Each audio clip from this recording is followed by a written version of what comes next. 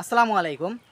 আপনাদের মনে করেন যে আমাদের গ্রাম অঞ্চলটা কেমন বা আমরা ঘাস লাগাই যে সমস্ত পজিশনে, এই পজিশনগুলো কীরকম? মানে আমি তো ঘাসের জমিতে লাগাই, অর্থাৎ হচ্ছে লিজ নিয়ে যে জমিগুলো মানুষ ঘাস লাগায় ওইগুলোই করি, নাকি মনে করেন যে আমার আলাদা কোনো মানে জমি বা কীরকম জমিতে আমি ঘাস লাগাই? আমি আপনাদের এই জিনিসটা একটু দেখাই।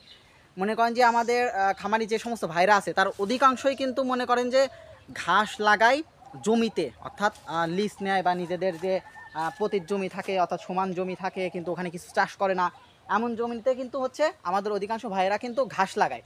বা আর আমি কোথায় লাগাই, মানে আমার কিন্তু এখানে আমার যে অঞ্চলটা এই অঞ্চলে সাধারণত ঘাস লাগানোর জমির খুবই অভাব। আর এদিকে আমাদের যে সমস্ত বাড়িগুলো আছে আশপাশে প্রত্যেকটা বাড়িতে আপনারা যদি একটু খোঁজ করেন তাইলে পরে মনে করেন যে আপনার গড়ে থেকে দুইটা গরু পাবেন, একটা অথবা একটা তো থাকবেই, মানে মিনিমাম প্রত্যেকটা বাড়িতে থাকবে, দুইটা গরুই থাকবে। যেমন আমার বাড়িতেই মনে করেন যে আমার যে পরিবার এখানে এক একজনে আলাদা আলাদা গরু আছে। আমার যেমন 3টা আছে, আমার অন্যান্য ফ্যামিলিতে মনে করেন যে 7-8টা গরু, কিন্তু আমাদের 8-9টা গরু আমাদের নিজেদের বাড়িতেই আছে। এরকম প্রত্যেকটা বাড়িতেই গরু আছে, যার জন্য ঘাসের জমি পাওয়াটা খুবই কষ্টকর। এখানে আমাদের কাঠাপ্রতি ঘাস 1400 পর্যন্ত বিক্রি হয়, এক কাঠা ঘাসের দাম, এটা চাল লল বলে সম্ভবত। তো আমি হচ্ছে কী ধরনের জায়গাতে আমি ঘাস লাগাই, আমার কিন্তু ঘাস লাগানো তেমন কোনো জমি নাই। আমার হচ্ছে লিসনা জমি আছে সম্ভবত 8 কাঠা, তার অধিকাংশই মনে করেন যে ঘাস লাগানো যায় না, মনে করেন যে ওইটা লাগানোর উপযুক্ত না। ওই 2 কাঠা মতো আমি লাগাইতে পারি, আর বাদ বাকি কিছু কলার গাছ বা এমনি সাধারণ পতিত হিসাবে পড়ে আছে, যদিও দাম কম দিয়ে নেওয়া। তো আমি হচ্ছে কী ধরনের জায়গাতে লাগাই আমি আপনাদেরকে ওইটা দেখাই। তো দেখেন এখানে আমি যেখানে দাঁড়াইছিলাম, হ্যাঁ, তো তো চলেন আমি আমার যে ঘাসের যে সমস্ত জমিগুলো আছে আমি সেগুলো আপনাদেরকে একটু দেখানোর চেষ্টা করি। এটা হচ্ছে আমাদের বাঁশবাগান। তো এই বাঁশবাগান নিয়েও কিন্তু আপনাদের একটা ভিডিও দেখাইছিলাম। তো যেখানে হচ্ছে প্রচুর পরিমাণে পাতা ছিল, যে পাতাগুলো সাধারণত কেউ নেয় না, এখনও দেখেন যথেষ্ট পরিমাণে পাতা পড়ে আছে। তারপরে দেখছিলাম যে কিছু মানুষ গোছাই নিয়ে গেছে, তারপরে ঝড় বৃষ্টি হয়েছে, উড়ে গেছে, অধিকাংশ উড়ে গেছে। তো আমি আপনাদেরকে আমার এখন যে ঘাসের জমিটা আছে আমি ওইটা দেখাবো। দেখেন যে আমি কিসের মধ্যে ঘাস লাগাই বা কীরকম পজিশনে আমার ঘাসগুলো হচ্ছে, আমি আপনাদেরকে সেটা দেখাই। তো এটা হচ্ছে আমাদের পুকুর পাড়, এটা হচ্ছে আমার নিজেদের পুকুর না, এটা হচ্ছে আমার এই যে সাপ ছিল একটা।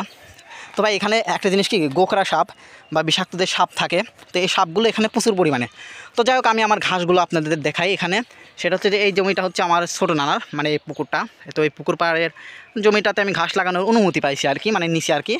মানে তারা হচ্ছে গরু পালে না, তো একটা সময় তাদের ছিল, এখন তারা পালে না। তো এখন আমি মনে করেন যে এইগুলো নিয়ে আমি চাষ করি। এই দেখেন আমার কিন্তু এখান থেকে এই যে এইগুলো ঘাস, হ্যাঁ, এই যে ঘাস আমি কিন্তু লাগাইছি অলরেডি, এগুলো কেটে নিছি। এই যে আমার যে ঘাস এগুলো দেখেন আমি কেটে নিয়ে গেছি, আর এগুলো সব কেটে নিয়ে গেছি, দেখেন মাত্র হচ্ছে, হ্যাঁ।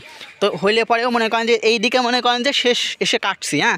আর এই দেখেন আমার ঘাসের পরিমাণ দেখেন আস্তে আস্তে কিন্তু ঘাসের উচ্চতা বৃদ্ধি পাইবে। কারণ ঘাসের উচ্চতা বৃদ্ধি পাওয়ার একটা কারণ, সেটা হচ্ছে যে আমি হচ্ছে আগে থেকে ওই মাথা থেকে, মানে ওই মাথা থেকে আমি ঘাসগুলো সব কাটছি, যার ফলে এদিকে এসে দেখেন আস্তে আস্তে ঘাসের উচ্চতাটা বেশি বৃদ্ধি পাইছে, হ্যাঁ।